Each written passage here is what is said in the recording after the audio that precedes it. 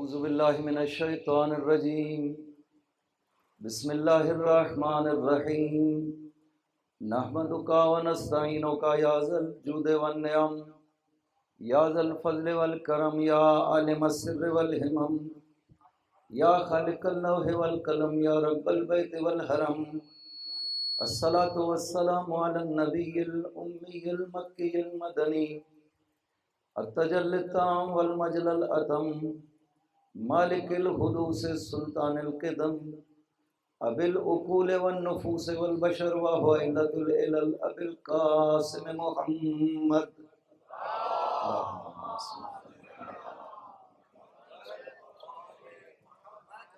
وعلى ابن عمه ووارث علمه وخليفته سید الاولیاء والوصیین امیر المؤمنین وعلى السیدة المعصومة الجلیلہ التي هي جوہرة القدس من الکنز الخفی بدت فابدت تالیات الاحرف وائمة الغر بل معاویہ سیما بقیت اللہ العظم فی الارضین روح له الفدا وارواح العالمین ولعنت اللہ علی اعدائهم اجمعین اما بعد بسم اللہ الرحمن الرحیم وَيَقُولُ الَّذِينَ كَفَرُوا لَسْتَ مُرْسَلًا قُلْ كَفَى بِاللَّهِ شَهِيدًا بَيْنِي وَبَيْنَكُمْ وَمَنْ عِندَهُ عِلْمُ الْكِتَابِ صلوات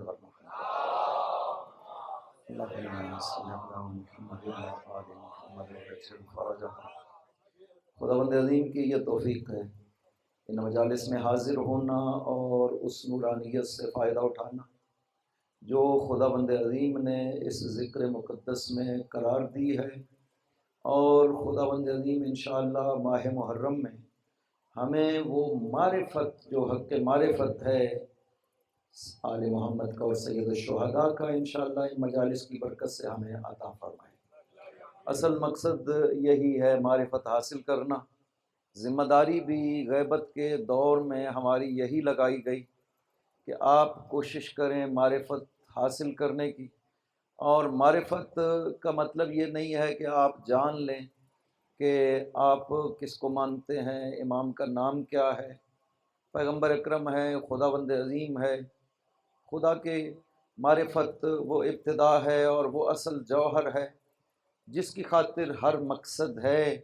یہ جو ذکر آل محمد کیا جاتا ہے یہ بھی اس لیے تاکہ آل محمد کے ذریعہ سے ہمیں خدا کی معرفت ہو۔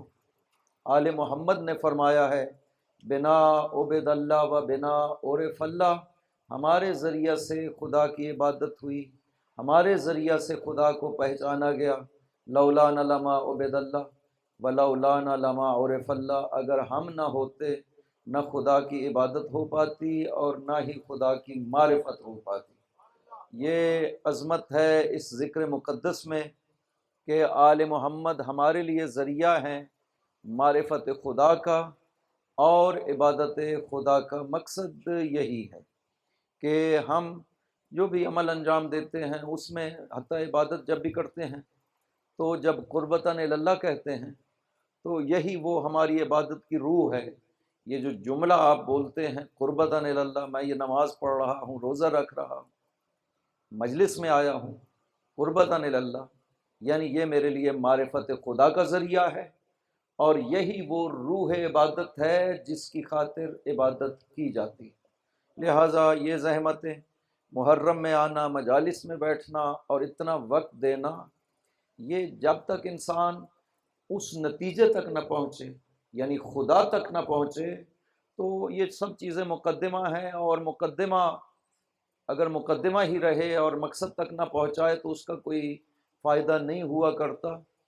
آل محمد کا ذکر مقدس یہ مقدمہ ہے ہمارے لیے عبادت کا، اور تاکہ ہم خدا کو پہچان سکیں اور خدا کو پا سکیں۔ خدا بھی اس کے بغیر بندے سے کچھ قبول نہیں کرتا جو بغیر واسطہ آل محمد کے پیش کیا جاتا ہے۔ انسان جو مرضی ہے بغیر واسطہ آل محمد کے خدا کی بارگاہ میں پیش کر دے، خداوند عظیم اس کو قبول نہیں کرتا۔ چھوٹے سے چھوٹا عمل ہو یا بڑے سے بڑا عمل ہو، میں کہا کرتا ہوں اگر کوئی شخص بغیر وضو کے نماز پڑھ لیتا ہے، اب جتنے خلوص سے مرضی ہے نماز پڑھے، رکوع و سجود کو بہت زیادہ لمبا کر دے، لمبے سورے پڑھے حمد کے بعد، یہ کس خاطر؟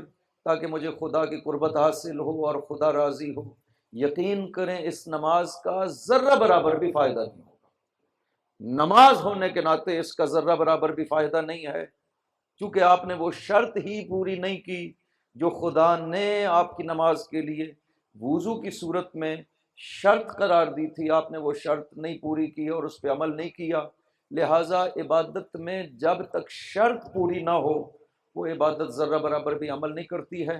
معصوم کی ایک حدیث ہے، اذا عرفتم فاعملوا ما شئتم، جب آپ کو ہماری ولایت کی معرفت حاصل ہو جائے تو پھر جو عمل بارگاہ خدا میں پیش کرو گے، بڑے سے بڑا ہو وہ بھی مقبول ہو جائے گا اور چھوٹے سے چھوٹا عمل ہو وہ بھی مقبول ہو جائے گا بارگاہ خدا میں۔ کیوں؟ اس لیے کہ وہ بنیادی جو شرط ہے کسی عبادت کو عبادت بنانے والی، وہ ولایت آل محمد ہے، آپ نے اس شرط کو پورا کر لیا ہے۔ لہٰذا اذا عرفتم فاعملوا ما شئتم، جب آپ نے معرفت ولایت حاصل کر لی تو پھر ہر عمل بارگاہ خدا میں مقبول ہے، اور چھوٹے سے چھوٹا عمل بھی آپ پیش کرتے ہیں خدا اسے قبول کر لیتا ہے۔ اور اس شرط کے بغیر اگر آپ بڑے سے بڑا عمل بھی بارگاہ خدا میں پیش کریں تو ذرہ برابر بھی اجر نہیں ملنے والا۔ اب یہ حدیث تو بہت معروف ہے، بچوں کو بھی یاد ہے، مناقب خارزمی میں یہ روایت موجود ہے، انہوں نے نقل کی، اپنی ہماری کتب میں بھی موجود ہے، اور خارزمی نے جناب خوارزمی انہوں نے اپنے مناقب میں بھی اس حدیث کو نقل کیا ہے کہ وہی حدیث معروف ہے کہ اگر کوئی شخص جو ہے لو عمر شخص عمر نوح، اگر کوئی شخص حضرت نوح کی برابر عمر جو ہے وہ پاتا ہے اور وہ اتنا مال اس کو خداوند عظیم دیتا ہے مثل جبل احد کے، جتنا احد کا پہاڑ ہے اتنا خداوند عظیم اسے سونا دیتا ہے اور وہ راہ خدا میں صدقہ کر دیتا ہے، اور پھر اس عمر مبارک جو خداوند عظیم نے حضرت نوح کو دی تھی، طولانی ترین عمر تھی انبیاء میں سے جو حضرت نوح کو ملی، ایک مثال کے طور پر ذکر کیا جاتا ہے کہ یہ نوح کی عمر اس نے پائی ہے 2500 سال عمر مبارک حضرت نوح کی تھی۔ فرمایا اگر اتنی لمبی عمر ہو اور عبادت خدا کرتا رہے اور پھر صفا و مروہ کے بیچ میں قتل مظلومن، اسے مظلوم صفا و مروہ کے درمیان میں سعی کرتے ہوئے مارا جاتا ہے، اگر وہ اس کے دل میں ولایت علی نہیں پائی جاتی تو جنت کی خوشبو نہیں سونگھ سکتا ہے۔ یا علی یا علی یا علی یا علی، اب اس سے بڑا عمل تصور نہیں کیا جا سکتا۔ یہ مثال ہے کہ ایک بڑا ترین عمل اگر آپ بارگاہ خدا میں پیش کرتے ہیں لیکن اگر اس میں محبت امیر اور ولایت امیر نہیں پائی جاتی ہے، وہ عمل آپ کو ذرہ برابر بھی فائدہ نہیں دے سکتا۔ اور اس کی یہ مثال ہے وضو کے بغیر نماز پڑھنا۔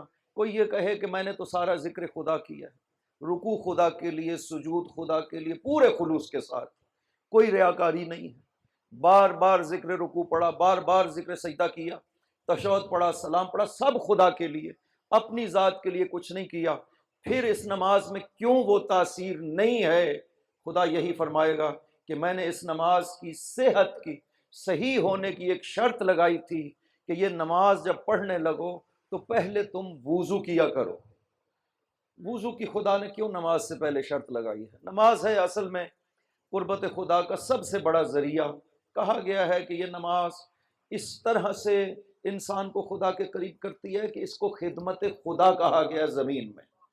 یہ نماز خدا کی خدمت ہے، یعنی اگر آپ خدا کے خادم کہلانا چاہتے ہیں نماز پڑھیں۔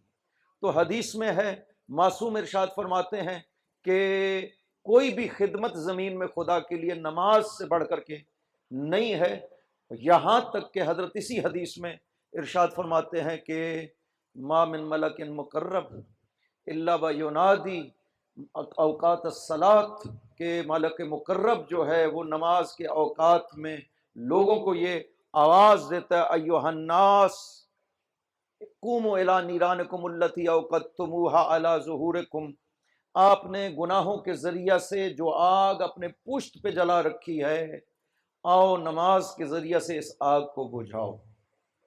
تو نماز ایک تو خدمت خدا، نماز پڑھنے سے انسان خدا کا خادم بنتا ہے۔ دوسرا، گناہوں کی شکل میں یہ جو پشتوں پہ آگ ہے ہمیں نظر نہیں آتی، لیکن وہ آگ جلتی ہے۔ اگر انسان کی آنکھیں نورانی ہوں اور روحانی طور پر اگر وہ دیکھ سکتا ہو تو نظر آئے گا لوگوں کی پشت کے اوپر وہ آگ جلتی ہوئی جو گناہوں کی شکل میں انسان انجام دیتا ہے۔ تو یہ آگ بھی بجھ جاتی ہے جب آپ نماز کے لیے کھڑے ہوتے ہیں۔ تو اصل تو نماز یہ ہے۔ اب خدا کہتا ہے کہ یہ کام انجام دینے کے لیے آپ کو پہلے وضو کرنا چاہیے۔ اگر وضو نہیں کریں گے تو جتنے خلوص کے ساتھ بھی آپ بارگاہ خدا میں نماز کو انجام دیں گے، خدا کہتا ہے ذرہ برابر بھی، حتیٰ کوئی کہے کہ یہ ذکر خدا تو ہے، ذکر خدا کا ثواب مل جائے، خدا کہتا نہیں، اس ذکر جو آپ نے کیا ہے اس کا بھی ثواب نہیں، اس میں وہ تاثیر ہی پیدا نہیں ہو سکی۔ کیوں؟ اس لیے کہ جو صحت کی شرط تھی وضو، وہ اس میں پائی نہیں جاتی۔ جس طرح سے وضو نماز کے لیے صحت کی شرط ہے، اسی طرح سے ولایت آل محمد ہر عمل کی قبولیت کی شرط ہے۔ اگر ولایت آل محمد ہوگی تو ہر عمل بارگاہ خدا میں مقبول قرار پا جائے گا انسان کا۔ اللہ، یہ ہے وہ اصل شرط۔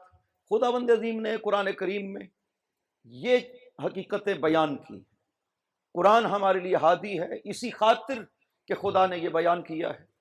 لیکن آپ یہ آیات اٹھا کر کے دیکھیے، کل میں نے عرض کیا تھا کہ ان آیات کا نہ جاننا یہ انسان کی گمراہی کا باعث ہے، یہ انسان کے دین اور شریعت کے لیے نقصان ہے اور بربادی ہے۔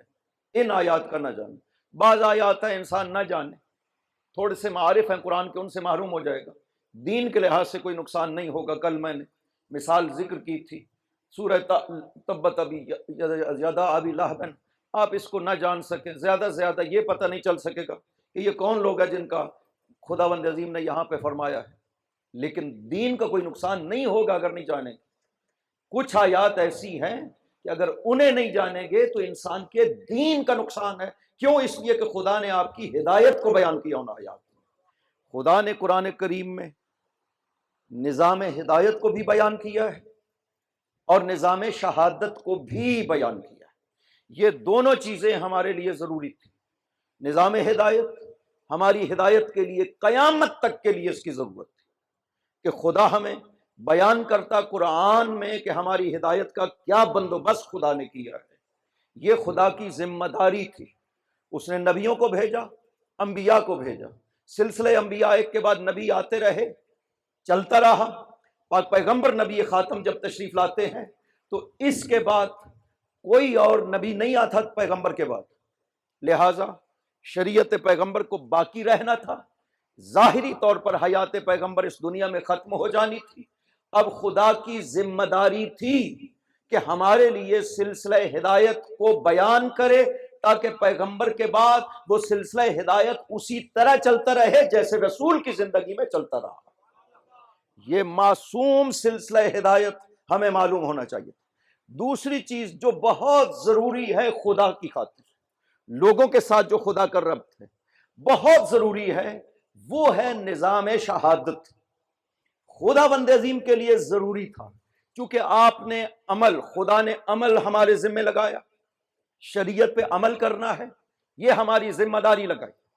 خدا کو چاہیے تھا کہ کچھ گواہ قائم کرے تاکہ کل خدا کے حضور ہمارے اعمال کی گواہی دے سکیں کہ خداوندہ ہم گواہی دیتے ہیں انہوں نے عمل ویسا کیا جیسے صاحب شریعت نے کہا تھا۔ یہ نظام بھی اسی طرح ضروری ہے جس طرح نظام شہادت، نظام ہدایت ضروری تھا خدا کی طرف سے۔ خدا نے قرآن کریم میں دونوں کا بندوبست بیان کیا ہے۔ میں نے نظام ہدایت بھی بیان کیا، نظام شہادت بھی بیان کیا۔ ہماری ذمہ داری تھی قرآن میں غور کرتے، فکر کرتے، تدبر کرتے جیسے خدا نے دعوت دی۔ افلا یتدبرون القرآن ام علی قلوب اقفالها، کیوں قرآن میں غور نہیں کرتے؟ کیا تمہارے دلوں میں تالے لگے ہوئے؟ میں نے ہدایت کو قرآن میں بیان کیا، خدا کہتا ہے تم کیوں نہیں قرآن سے لیتے جو نظام ہدایت میں نے دی؟ बिल्कुल इसी तरह खुदावंद अजीम निज़ाम शहादत भी कुरान में बयान करता है कि कौन लोग हैं जो हमारे शाहिद हैं, जिन्हें हमारे अमाल की शहादत देनी है। और तो और ये इतना जरूरी था निज़ाम शहादत कि न सिर्फ हमारे अमाल के लिए शाहिद बनाया, बल्कि खुदावंद अजीम ने रिसालत पैगंबर के लिए भी शाहिद बना करके भेजा है। रिसालत पैगंबर को भी शाहिद चाहिए था। इस वास्ते सूरह राद की इस आयत में इरशाद हुआ, वयक़ूलुल्लज़ीना कफ़रू लस्त मुरसला, मेरे नबी ये काफिर कहते हैं आप रसूल नहीं हैं। कुल कफ़ा बिल्लाहि शहीदन बैनी व बैनकुम वमन इंदहु इल्मुल किताब, खुदा ने कहा आम कानून है, किसी चीज को भी साबित करने के लिए दो गवाह होते हैं, वो दो गवाही देते हैं और वो चीज साबित हो जाती है। खुदा ने फरमाया मेरे पैगंबर आप इनसे फरमाइए कि मेरी रिसालत के मेरे पास दो गवाह मौजूद हैं जो मेरी रिसालत की गवाही देंगे। पहला गवाह खुदा ने फरमाया काफी गुना, काफी गवाह, कुल कफा बिल्लाहि शहीदन, काफी गवाह जिसकी गवाही काफी हो जाएगी। एक खुदावंद अजीम है, ये काफी गवाह है। दूसरा खुदा ने नाम नहीं लिया है कि जो दूसरा गवाह है रिसालत पैगंबर का, उसका नाम नहीं लिया, बल्कि खुदा ने एक सिफत जिक्र की है, वमन इंदहु इल्मुल किताब, मेरी रिसालत का दूसरा गवाह वो है जिसके पास पूरी किताब का इल्म मौजूद है। या अली या या अली या अली, अल्लाहुम्मा सल्लि अला मुहम्मद व आले मुहम्मद व अज्जिल फरज। ये इतना जरूरी है। जैसे रिसालत पैगंबर के लिए खुदा ने गवाहों को पेश किया, इसी तरह से हर नबी ने तबलीग अंजाम दी, इसके लिए भी गवाह करार दी। उम्मतों ने उस तबलीग के ऊपर अमल किया है या नहीं किया, मिन्नवान जैसे पैगंबर ने बताया था उस तरह से माना है या नहीं माना है, अमल किया है या नहीं किया, खुदा ने इसके लिए भी गवाह बनाए हैं। और इन गवाहियों को खुदा ने कुरान करीम में बयान किया है। सबसे पहले हमें देखना यह है कि शाहिद के मानी क्या है, शहादत के मानी क्या है, यह जहन में रहे। कुरान करीम में शहीद का जो लफ्ज इस्तेमाल हुआ है, यह मकतूल फी सबीलिल्लाह के लिए इस्तेमाल नहीं हुआ। कुरान में जो ये जंग में शहीद हो जाते हैं, मजहब के लिए शहीद हो जाते हैं, इस शहादत को कत्ल फी सबीलिल्लाह कहा गया। मकतूल फी सबीलिल्लाह, अल्लज़ीना क़ुतिलू फी सबीलिल्लाह, वो जो राह खुदा में मारे जाते हैं, इनके लिए ये लफ्ज इस्तेमाल हुआ है। पूरे कुरान में जहां पे भी शहीद और शाहिद इस्तेमाल हुआ है, इसका माना गवाह का है, गवाही देने वाले का है, चाहे वो खुदा के लिए इस्तेमाल हुआ हो, नबियों के लिए इस्तेमाल हुआ हो, या उम्मत मरहूमा के लिए इस्तेमाल हुआ, क्योंकि सब के लिए इस्तेमाल हुआ। खुदा ने अपने आप को शाहिद नहीं कहा पूरे कुरान कि मैं शाहिद हूं। हां, खुदा ने शहीद कहा। शहीद के वही मानी है जो शाहिद के मानी है, थोड़े से फर्क के साथ मैं बयान करूंगा आपको दोनों का फर्क। तो शाहिद और शहीद का एक माना है जो गवाही देने वाला, लेकिन इसमें एक शर्त है, गवाही देने वाला वो होना चाहिए कि जिसने वो वाकया अपनी आंखों से देखा हो, उस वाकया में वो हाजिर होना चाहिए, तब उसकी गवाही काबिल कबूल होती है। सुन करके अगर कोई कहे कि मैंने सुना फलां शख्स ये कह रहा था ये घर मेरा है, ये जमीन मेरी है, कोई शख्स कहे कि मैंने इससे सुना, अब जाकर के अदालत में उसके हक में गवाही देना चाहे, तो ये गवाही काबिल कबूल नहीं होगी। क्यों? इसलिए कि तूने उसी की जबानी सुना, जो दावा कर रहा है आपने उसी की जबानी सुना है। इसे गवाह नहीं कहते, गवाह कहते हैं वो जो खुद हाजिर होना चाहिए। वो वाकया जब अंजाम पा रहा था, वो उस वाकया में हाजिर होना चाहिए, उसने अपनी आंखों से उस वाकया को देखा हो और उसके बाद आकर के अदालत में गवाही दे कि जी मैंने ये वाकया अपनी आंखों से देखा है। میں نے خود دیکھا کہ یہ زمین انہوں نے فلاں سے خرید. صلوات پڑھیے, قبلہ تشریف لائے ہیں, ان کی صحت و سلامتی کے لیے ایک مرتبہ صلوات پر محمد و آل محمد. اللہم صلی علی محمد و آل محمد وعجل فرجہم. ہمارے اللہم صلی علی محمد و آل محمد وعجل فرجہم. ہمارے انتہائی محترم بزرگ عالم دین, باوجود اس کے کہ بیماری بھی ہے اور تشریف لاتے ہیں, یہ مجالس کی برکات ہیں. واضح ہے کہ آل محمد کی عظمت کے سامنے کوئی بڑا چھوٹا نہیں ہے.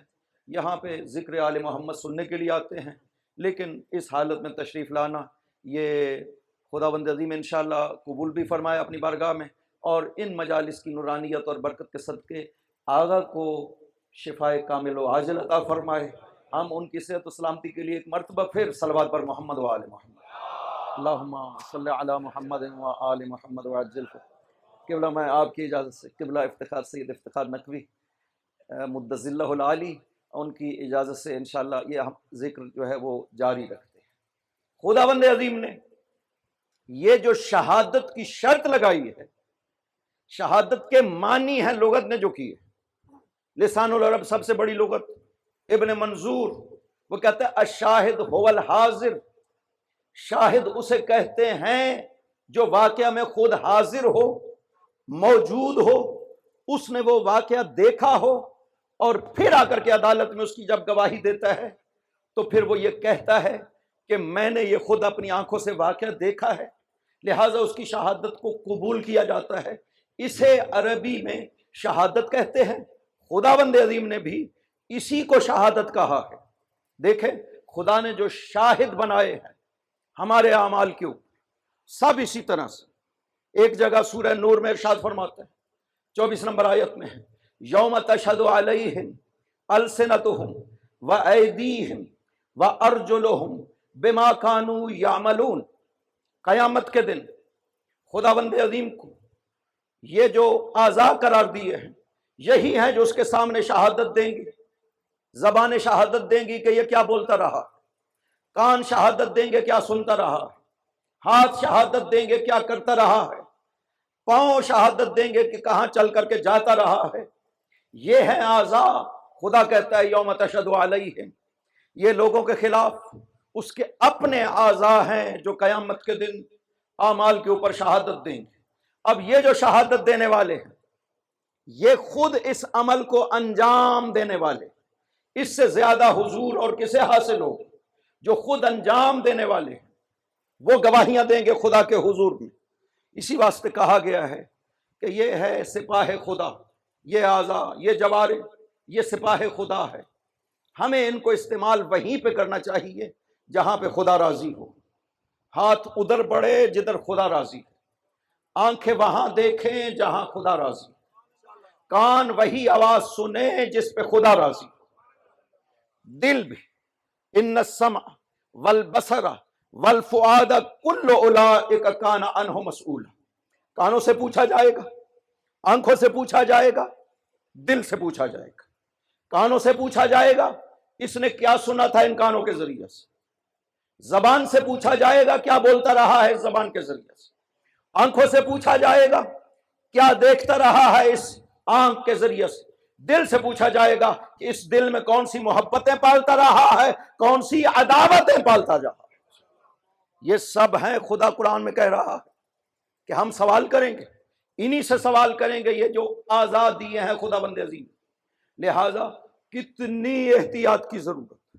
آپ ایک مثال لیتے ہیں کہ اگر کمرے میں آپ اکیلے بیٹھے ہوں, آپ آسانی ہوگی آپ کے لیے گناہ کرنا, بہت زیادہ پرواہ نہیں کریں گے. لیکن اگر کمرے میں آپ کے ساتھ ایک چھوٹا سا بچہ بیٹھا ہو, 7-8 سال جس کی عمر ہو, اگر بیٹھا ہو, آپ گناہ کرنے میں بہت محتاط ہو جائیں گے. کیوں؟ اس لیے کہ یہ بچہ دیکھ رہا ہے, اس کے سامنے میں کوئی ایسا گناہ نہ کروں کہ یہ بچے پہ بھی غلط اثر پڑے گا, اور یہ باہر بھی لوگوں کو بتا سکتا ہے کہ میں نے خلوت میں کیا کیا ہے. یہ ہے بچے کے وجود کا ہمیں یقین, اس لیے ہم اس کے سامنے محتاط ہو جاتے ہیں.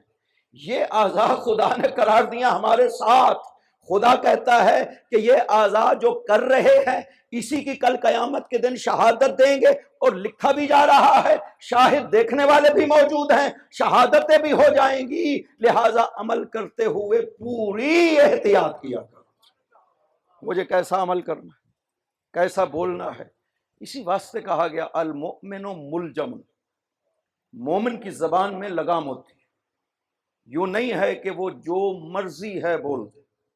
یہ جو گالی دینا ہے، گالی بکنا ہے، برے لفظ بولنا ہے، گالیوں والے لفظ بولنا ہے، اس کی بالکل اہل ایمان کے لیے کوئی گنجائش نہیں ہے، کوئی تصور نہیں ہے۔ المؤمن لا یکون سبابا ولا فحاشا ولا ردیئا، مومن کبھی بھی سباب، گالیاں دینے والا، فحاشی کرنے والا، برے لفظ بولنے والا مومن ایسا نہیں ہوتا ہے۔ لہذا مومن تو یہ توقع ہی نہیں ہے۔ ایک شخص ہے امام جعفر صادق علیہ الصلوۃ والسلام، اللہم صلی علی محمد وآل محمد وعجل،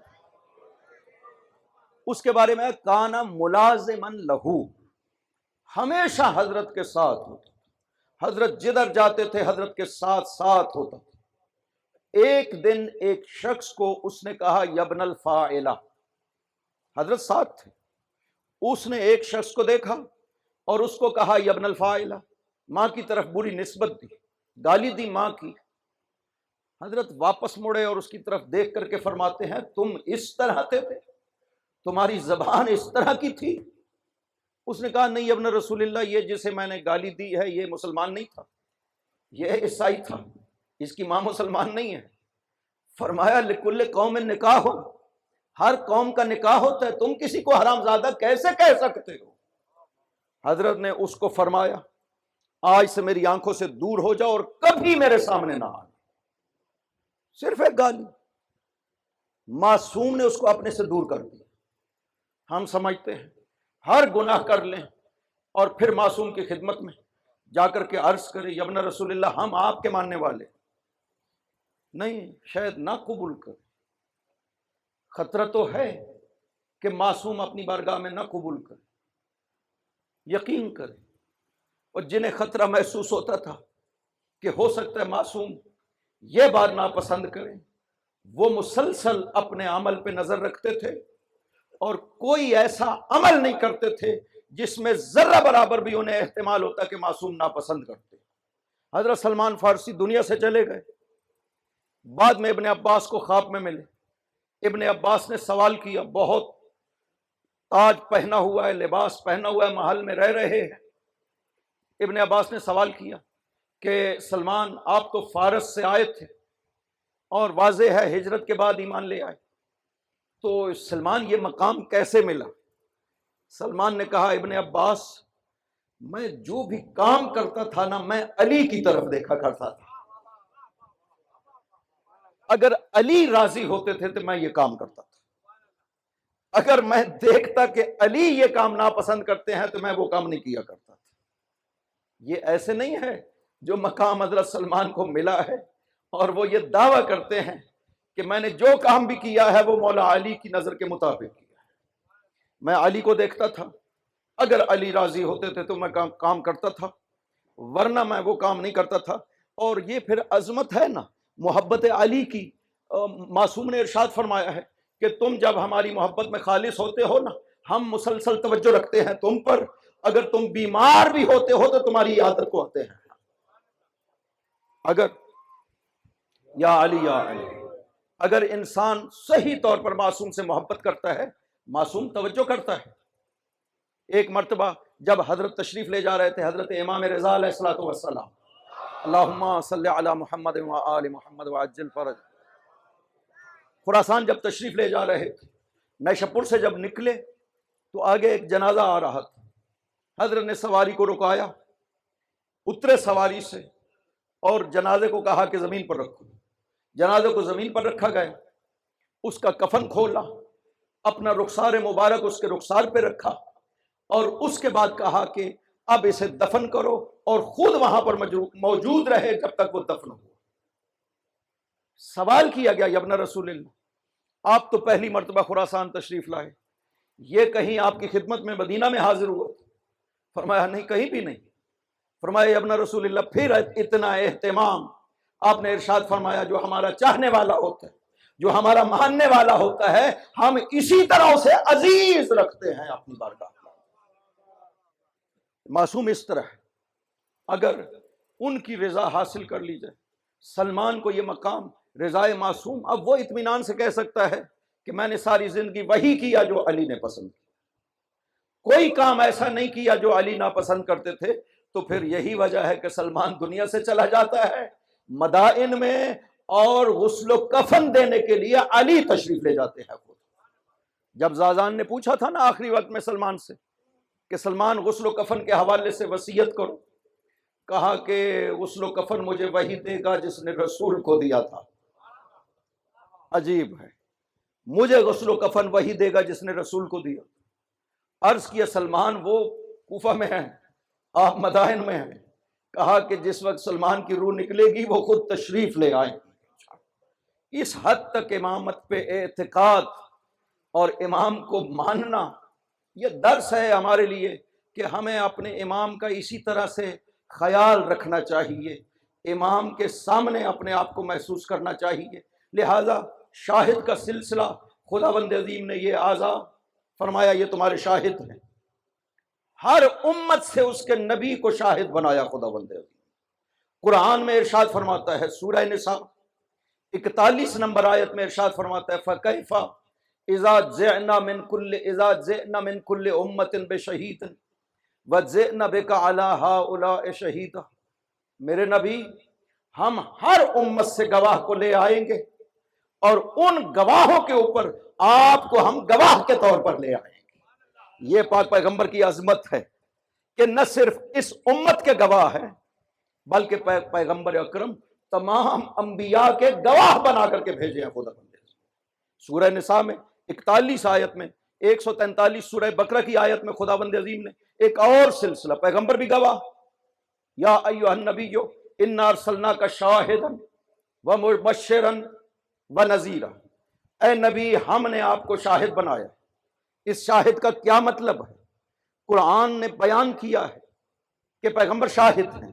اس شاہد کا مطلب کیا ہے کہ پیغمبر سابقہ نبیوں کے بھی شاہد اور اس امت کے بھی جو حضور پیغمبر میں موجود تھے اس کے بھی شاہد تھے، پیغمبر بھی شاہد ہوئے۔ ایک سلسلہ شہادت کا خدا نے اور بھی قرار دیا ہے، اس کو بھی خدا قرآن میں بیان کر رہا ہے کہ پیغمبر کے علاوہ ہم نے اور بھی کچھ شاہد قرار دیے ہیں۔ سورہ بقرہ 143واں آیا ارشاد فرماتا ہے وَجَعَلْنَاكُمْ وَكَذَلِكَ جَعَلْنَاكُمْ أُمَّةً وَسَطًا، کیوں ہم نے آپ کو امت وسط بنایا، کیوں؟ لِتَكُونُوا شُهَدَاءَ عَلَى النَّاسِ وَيَكُونَ الرَّسُولُ شَهِيدًا عَلَيْكُمْ، تاکہ آپ لوگوں پر گواہ بنے اور رسول تم پر گواہ بنے۔ اب اس امت وسط کا کیا مطلب ہے کہ جسے خداوند عظیم کہہ رہا ہے کہ ہم نے آپ کو لوگوں کے اعمال کا گواہ بنایا، یہ معمولی بات نہیں ہے۔ ساری امت مراد ہو، پاک پیغمبر کے بعد قیامت تک کے آنے والے لوگ، خدا ان کو کہے گا یہ سب کے سب امت وسط ہیں، یہ سب کے سب گواہ ہیں۔ یہ کیسے ہو سکتا ہے؟ کسی کو کیا پتا آپ کے ساتھ بیٹھا ہوا شخص دل میں کیا سوچ رہا، کیا عمل کر کے آیا ہے، یا رات کو کیا عمل کرے گا، کیا پتا ہے کسی کو؟ کیسے گواہ بن سکتے؟ خدا کہتا ہے میں نے آپ کو کیوں امت وسط بنایا؟ لِتَكُونُوا شُهَدَاءَ عَلَى النَّاسِ، تاکہ آپ لوگوں پہ گواہ بن سکے۔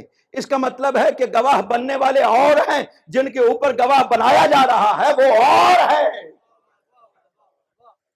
ایک جیسے نہیں ہیں۔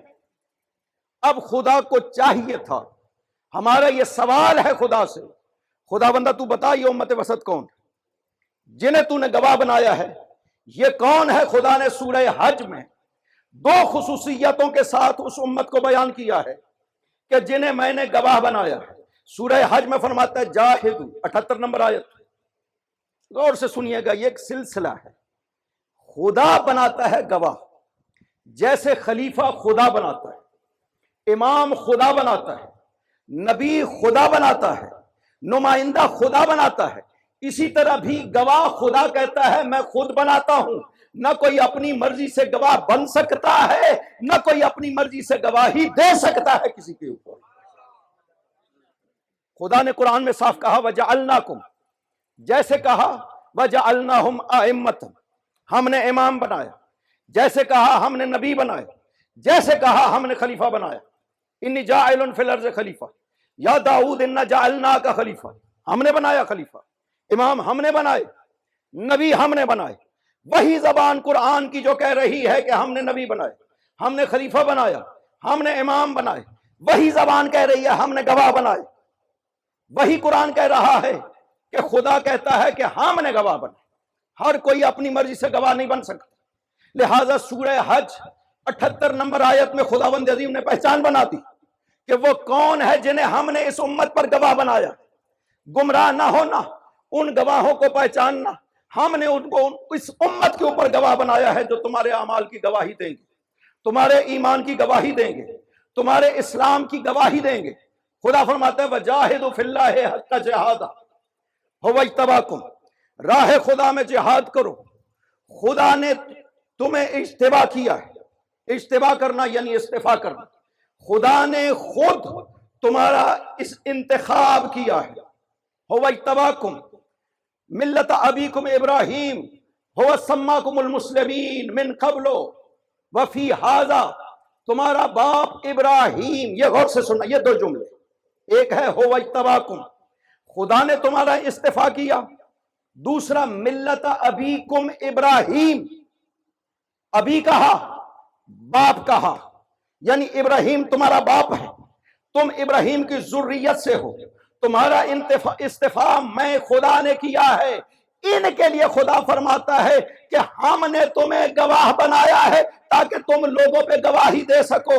معلوم ہو گیا کہ جنہیں گواہ بنایا گیا ہے امت کے اوپر، لوگوں کے اوپر، ان میں دو خصوصیتیں ہیں، ایک خدا نے ان کا انتخاب کیا ہے، دوسرا وہ ذریت ابراہیم سے ہونے چاہیے۔ ملت ابیکم ابراہیم، تمہارے باپ ابراہیم کی ملت ہے، جس کو ابراہیم نے مسلمان کہا، اسلام کہا۔ لِتَكُونُوا شُهَدَاءَ عَلَى النَّاسِ، تاکہ آپ لوگوں کے گواہ بن سکے، وَيَكُونَ الرَّسُولُ عَلَيْكُمْ شَهِيدًا، اور رسول آپ پر گواہ بن سکے۔ معلوم ہو گیا کہ ذریت ابراہیم میں وہ خاص ہستیاں ہیں جن کا خدا نے خود انتخاب کیا، انہیں گواہ بنایا۔ اب یہی وجہ ہے برید اجلی امام سے سوال کرتے ہیں، امام محمد باقر علیہ السلام سے، اللہم صلی علی محمد و آل محمد، اسی آیت کے بارے میں کہ یبن رسول اللہ، یہ کون لوگ ہیں؟ یہ امت وسط کون سی؟ امت وسط، یہ کون لوگ ہیں؟ فرمایا واللہ نحنو الامت الوسطی ونحنو شہداء اللہ علی خلقہ وحججہ فی بریتہ، خدا کی قسم وہ امت وسط ہم ہیں، ہم ہیں خدا کے وہ گواہ جو مخلوق پر بنائے ہیں، اور ہم ہیں خدا کی وہ حجت جو زمین پر قائم کی گئی ہے خدا کی طرف سے۔ یا علی یا علی یا علی، پتہ چل گیا خدا نے قرآن کریم میں جو نظام شہادت رکھا ہے، کس لیے؟ تاکہ کل ہمارے اعمال کی گواہی دے سکے۔ اب یہاں سے یہ دو باتیں ثابت ہوتی کہ ہر کوئی گواہ نہیں بن سکتا۔ کوئی شخص بھی کھڑا ہو کہے کہ میں امت کا گواہ ہوں، میں شاہد ہوں، نہ وہ گواہی دے سکتا ہے نہ یہ دعویٰ کر سکتا ہے۔ سب سے پہلے اسے ثابت کرنا ہوگا تمہارا تعلق ذریت ابراہیم سے، پھر ثابت کرنا ہوگا کہ تمہارا انتخاب خدا نے کیا ہے، لوگوں نے تمہیں نہیں بنایا، چونکہ خدا کہہ رہا ہے هو اجتباکم، میں نے انتخاب کیا ہے، جنہیں گواہ میں نے بنایا۔ اب گواہی دینے کے لیے علم چاہیے، حضور چاہیے، حاضر ہونا چاہیے، تب گواہی دے سکتا ہے، چونکہ گواہ کے معنی ہی یہی ہے عربی میں، اس کے علاوہ کوئی معنی نہیں ہے۔ کوئی موجود نہ ہو اور آ کر کے کہہ دے کہ میں شاہد ہوں، نہیں کہہ سکتا، جھوٹ ہے، وہ گواہ نہیں بن سکتا۔ اب خداوند عظیم کہہ رہا ہے، یہ ایک سوال ہوتا ہے، اس کا بھی ہمیں جواب چاہیے کہ پیغمبر کے بعد گواہی کی کیا، کسی اور گواہ کی کیا ضرورت؟ پیغمبر کو جو کہہ دیا ان ارسلناک شاہد، ہم نے آپ کو شاہد بنا کر بھیجا ہے، تو بعد از پیغمبر کسی گواہ کی کیا ضرورت؟ اس کا جواب سن، قرآن میں خداوند عظیم نے اس کا جواب دیا کہ یہ جو شہادت کا عمل ہے نا، اس کو شاہد صرف اپنی زندگی میں انجام دے سکتا ہے۔ اس دنیا سے جانے کے بعد شاہد یہ عمل انجام نہیں دے سکتا۔ فیض دے سکتا ہے، دعائیں سنتا ہے، فیض پہنچتا ہے، لیکن یہ وظیفہ شہادت اس کے لیے امت میں موجود ہونا ضروری ہے۔ حضرت عیسیٰ نے کہہ دیا خداوند عظیم کے سامنے کہ بار الہ کنت علیہم شہیدن ما دمت فیہم۔ قرآن کے ایک ایک لفظ پہ غور کرنے کی ضرورت ہوتی ہے، کیونکہ بہت گہرائی کے ساتھ خداوند عظیم نے ہر لفظ کو قرار دیا ہے قرآن۔ کنت علیہم شہیدن، علیہم کو پہلے ذکر کیا، شہیدن کو بعد میں ذکر کیا، مقام کے لحاظ سے علیہم بعد میں تھا شہیدن۔ فرمایا میں صرف ان پر گواہ تھا ما دمت فیہم، جب تک میں ان میں موجود تھا۔ حضرت عیسیٰ کی وفات نہیں ہوئی، حضرت عیسیٰ کو اپنی امت سے اٹھا لیا گیا، کہا میں گواہ تھا جب تک میں ان میں موجود تھا۔ فلما توفیتنی، خدایا جب تو نے مجھے اٹھا لیا، کنت انت الرقیب علیہم وانت علی کل شیء شہید، میں پھر گواہ نہیں رہا خداوند، میری گواہی کا دور ختم ہو گیا جب تو نے مجھے اٹھا لیا۔ میں گواہ تب تک تھا جب تک امت میں موجود تھا۔ اس منصب خداوندی میں یہ خصوصیت ہے کہ گواہ تب تک گواہی دیتا ہے جب تک امت میں موجود باقی رہتا ہے۔ اب ماننا پڑے گا اگر امت قیامت تک کے لیے باقی ہے تو خدا کا گواہ بھی قیامت تک کے لیے امت میں باقی رہنا چاہیے۔ یا علی یا علی،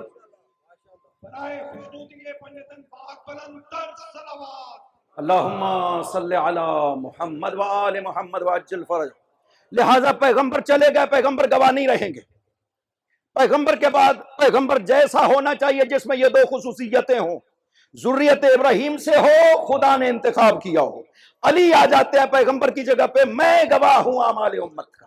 علی چلے جاتے ہیں، حسن آ جاتے ہیں، ایک کے بعد ایک گواہ آتا رہا جاتا رہا، اور قیامت تک کے لیے امت باقی ہے۔ وہ گواہ خدا امام زمانہ کی شکل میں زمین پر باقی ہے۔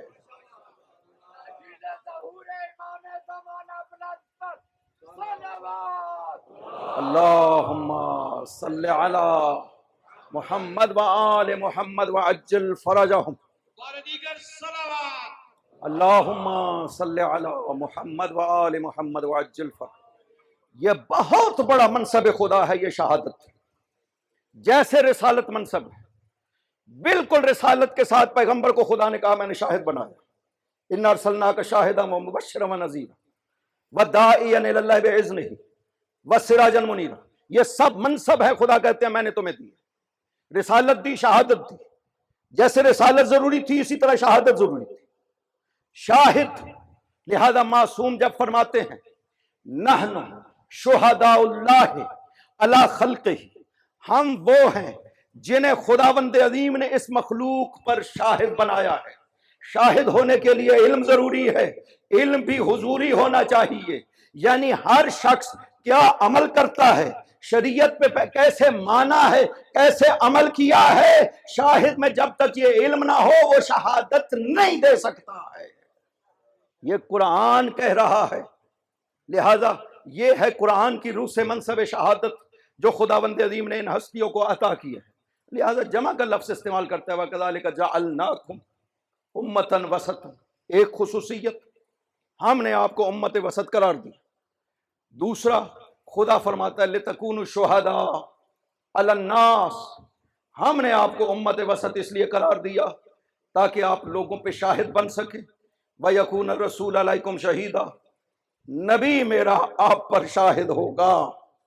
لہذا یہ ہیں ہستیاں جو ہمارے اعمال کی بارگاہ خدا میں ہیں شہادت دینے والی۔ انہی شاہدین میں سے ایک وہ شاہد ہے جسے امت محمد نے مدینہ چھوڑنے پہ مجبور کر دیا۔ یہ بھی شاہد تھا، اور شاہد بھی کیسا کہ پیغمبر اپنی امت کو بار بار کہتے رہے کہ حسین سے ضرور محبت کرنا، اس لیے کہ مرکز و محور محبت خدا حسین۔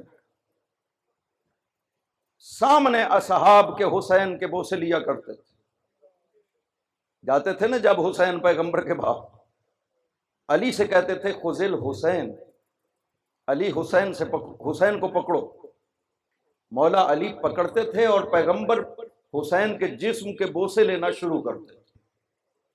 ہر جگہ کا پیغمبر بوسہ لیتے تھے۔ ایک دن سوال کیا لما تقبلنی یا ابا، بابا آپ مجھے اتنا زیادہ کیوں چومتے؟ سر سے لے کر ہر جگہ سے چومتے ہیں پیغمبر، بابا آپ اتنا زیادہ کیوں چومتے ہیں؟ فرمایا اقبل مواضع السیوف، بیٹا حسین میں تلواروں کی جگہ کو چومتا ہوں۔ مسلمانوں، پیغمبر کا اس وقت کیا حال ہوتا ہوگا جب حسین کو بوسے دے رہے، یہ کہہ کر کہ میرے حسین میں تلواروں کی جگہ کو چوم رہا ہوں۔ جب یہ جملہ کہا نا تو حسین نے سوال کیا بابا میں قتل کیا جاؤں گا؟ ایک بچہ جب اپنے جد سے یہ سوال کر رہا ہو تو کیا حال ہوگا؟ بابا میں قتل کیا جاؤں گا؟ فرمایا ہاں بیٹا تو بھی قتل کیا جائے گا، تیرا بابا بھی قتل کیا جائے گا، تیرا بھیا حسن بھی قتل کیا جائے گا، تمہاری قبریں اکٹھی نہیں بن سکے۔ اگلا سوال حسین نے خود کیا بابا من یبکی علینا، اگر ہم سب قتل ہوں گے تو کون ہم پر روئے گا، کون گریہ کرے گا؟ فرمایا بیٹا وہ قوم آئے گی جس کے مرد تیرے مردوں پہ گریہ کریں گے، جس کی عورتیں تیری عورتوں پہ گریہ کریں گے، جس کے بوڑھے تیرے بوڑھوں پہ گریہ کریں گے۔ نانا آپ انہیں کیا دیں گے؟ فرمایا میں ان کے ہاتھ کو پکڑ کر جنت میں لے جاؤں۔ یہ انعام ہے پیغمبر کی طرف سے حسین کی۔ یہ گریہ حسین کی شہادت کے بعد شروع نہیں ہوا، نہ حسین کی شہادت سے پہلے، جب یہ کائنات بنی ہے حسین پہ گریہ ہو رہا ہے۔ ہر کوئی رویا حسین۔ ابو بصیر کو چھٹے امام نے ارشاد فرمایا تھا ابو بصیر، حسین پر آسمان بھی رویا تھا، زمین بھی روئی تھی، فرشتے بھی روئے، بہت روئے فرشتے۔ عاشور کے دم جب فرشتوں نے یہ منظر دیکھا تھا نا، جب حسین کو ذبح کیا جا رہا تھا، ایک کوہرام بپا ہوا، فرشتوں نے خدا سے عرض کیا خدایا دیکھ رہا تیرے حسین کے ساتھ زمین پر کیا ظلم ہو رہا ہے۔ خدا نے امام زمانہ کی طرف اشارہ کر کے فرشتوں کو مکاشفہ کروایا اور کہا بہذا انتقم، میں حسین کا انتقام اس کے ذریعہ سے لوں، میں بھی انتظار کروں گا۔ لہٰذا نبی روئے، ہر نبی، کوئی کربلا میں آ کر رویا، کسی نے حسین کے مصائب کو سنا تو روئے۔ آدم نے حسین کی مصیبت کو سنا، رو پڑے، بہت روئے جب جبرائیل نے مصائب حسین بیان کیا۔ آدم کو 5 نام ذکر کیے، کہا آدم توبہ کرو یہ 5 نام ہے، واسطہ تو خدا کو۔ جب 5واں نام حسین لیا نا آدم رو پڑے، جبرائیل سے سوال کیا جبرائیل کیا بات ہے؟ پہلے میں نے 4 نام لیے مجھے کچھ نہیں ہوئی، لیکن جب میں نے یہ نام حسین لیا میرا دل ٹوٹ گیا، مجھ پر گیا تاری ہو گیا۔ جبرائیل نے کہا ابنوں کا ھذا یا آدم یقتل عطشانا وحیدا فریدا، آدم آپ کا یہ بیٹا پیاسا اکیلا دور وطن سے مارا جائے گا۔ لو رأیتہ آدم، کاش آپ اسے دیکھ سکتے آخری وقت میں جب لوگوں سے کہتا تھا لوگوں مجھے پانی دو میں بہت پیاسا ہوں۔ پیاس کا یہ عالم ہوگا، زمین و آسمان کے بیچ میں دھواں چھا جائے گا حسین کی نظروں میں۔ آدم کاش وہ منظر آپ دیکھتے جب حسین کے بچوں کو ذبح کیا جا رہا ہو۔ آدم وہ منظر دیکھتے جب حسین کے خیموں کو لوٹا جا رہا ہو، حسین کی بہنوں کو قیدی بنایا جا رہا ہو۔ اجرکم اللہ۔ جب آدم نے یہ سنا تو بڑا روئے آدم، کہا یہ قاتل کون ہے؟ کہا وہ لوگ جو کہتے ہیں ہم امت محمد ہیں، نام یزید ہوگا. حضرت آدم نے لعنت فرمائی تھی یزید. ابراہیم آئے میدان کربلا سے گزرے, گر پڑے, خون بہا, خدا سے عرض کیا بارے الہ یہاں پہ کیوں میرا خون بہا؟ خدا نے فرمایا ابراہیم یہاں پہ محمد کا نواسہ شہید ہو گئے, اس لیے تیرا خون حسین کے خون کے موافق ہو گئے. حضرت موسیٰ تشریف لائے, پاؤں زخمی ہوا, خون بہ گئے. خدا نے مصائب پڑھا, ہر نبی آیا کربلا میں اور خدا مصائب سناتا رہا. نبی گریا کرتے رہے, لیکن سب سے زیادہ گریا جو حسین پر کرتی ہے نا, وہ حسین کی ماں ہے مسلمان. چھٹے امام کی یہ حدیث کل میں نے ذکر کیا تھا کہ ماں کس طرح سے چیخے مار کر کے جنت میں روتی ہے حسین پر. اجرکم علی اللہ. جب ماں چیخے مار کر کے روتی ہے نا, جہنم کی آگ بھڑکنے لگتی ہے, دریاؤں میں طغیانی پیدا ہوتی ہے, فرشتے قابو کرتے ہیں کہیں دنیا پہ عذاب نہ آ جائے. ایک جملہ کہا, الا تسعد فاطمہ یا ابا بصیر, ابو بصیر فاطمہ کی مدد نہیں کرو گے؟ کہا مولا میں کیا مدد کر سکتا ہوں؟ کہا تم جب حسین پہ آنسو بہاتے ہو فاطمہ کے دل کو ڈھارس بنتی ہے, اور میرا مظلوم جو کربلا میں اکیلا مارا گیا اور اس پہ اتنے آنسو بہانے والے موجود ہیں. ماں کی یہ خواہش ہے, ماں چاہتی کہ حسین پہ رویا جائے. وَعَلَى مِثْلِهِ فَلْيَبْكِ الْبَاكُونَ, رونے والوں کو حسین پہ رونا چاہیے. 2 محرم کی رات, آج 2 محرم تھا, آج حسین کربلا میں پہنچے. کب نکلے تھے مکہ سے؟ 8 ذی الحجہ کو نکلے تھے. نبی کی بیٹیاں حسین کے ساتھ تھیں. مسلمانوں ذرا مجھے بتاؤ, وہ نبی کی بیٹیاں جو کبھی مدینہ میں گھر سے نہیں نکلی تھی, 24 دن مسلسل جنگلوں میں نبی کی بیٹیاں جنگلوں میں رلتی رہی. یہ امت محمد ہے جو نبی کی بیٹیوں کو باہر لے کر کے آئے. اجرکم علی اللہ. 2 محرم کو جب پہنچے کربلا پر, حسین کا گھوڑا رک گئے. حسین نے کہا دوسرا گھوڑا لے آؤ. دوسرا گھوڑا لایا گیا, وہ بھی نہیں چلا. تاریخ میں ہے 7 گھوڑے تبدیل کیے حسین نے, گھوڑا نہیں چلا. حسین نے کہا مجھے بتاؤ اس سرزمین کا نام کیا ہے؟ لوگوں پہ حجت تمام کرنے کی خاطر معصوم امام سوال کر رہا ہے تاکہ پتہ چلے کہ ہمارا مقتل خدا نے کہاں پہ قرار دیا تھا. جب کہا کہ غازریہ, فرمایا کوئی اور نام؟ کہا نینوا. کہا کوئی اور نام؟ کہا شط الفرات. پھر کہا کوئی اور نام, کسی نے کہا کربلا. اور جب یہ لفظ آنا تھا ایک مرتبہ حسین نے کہا یہی وہ جگہ ہے جہاں پہ ہمارا خون بہایا جائے گا, یہی وہ جگہ ہے جہاں میرے بچوں کو ذبح کیا جائے گا, یہی وہ جگہ ہے جہاں میری بہنوں کے پردوں کو لوٹا جائے گا. اجرکم علی اللہ. رک گئے حسین کربلا میں, خیمے لگ گئے کربلا میں. ایک بڑے خیمے میں حسین نے سب کو جمع کر لیا. اصحاب بھی تھے, اقربا بھی تھے. اب یہ لفظ ہے مقتل کے کہ صف میں بیٹھے ہوئے ہیں سارے اقربا. عباس ہے, علی اکبر ہے, قاسم ہے, باقی ہیں, سب بیٹھے ہیں. یہ لفظ ہیں فنظر ساعتن ثم بکا ساعتن. حسین نے ایک نظر کی, عباس کے چہرے پہ نظر کی, علی اکبر کے چہرے پہ نظر کی, قاسم کے چہرے پہ نظر کی. ادھر دیکھتے چلے جا رہے تھے, ادھر روتے چلے جا رہے تھے, اور اسی لیے رو رہے ہوں گے. آج یہ چہرے جو میرے سامنے بیٹھے ہیں عاشور کے دن یہی چہرے ہوں گے, اور کربلا کی خاک وَسَيَعْلَمُ الَّذِينَ ظَلَمُوا أَيَّ مُنْقَلَبٍ يَنْقَلِبُونَ. بارے اللہ ہماری اس عبادت